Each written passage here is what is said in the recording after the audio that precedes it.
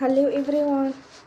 Today we will talk about how to fix the app of FaceApp.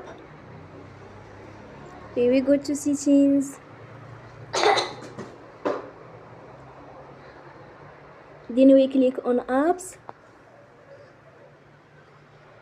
After that we search the app FaceApp and we click. Then we will on for stop. Here we go to storage. Then we click on clear cache. In the end, you will turn your Wi-Fi and you will turn again. Don't forget to support us by like and subscribe. See you next time and thank you for watching.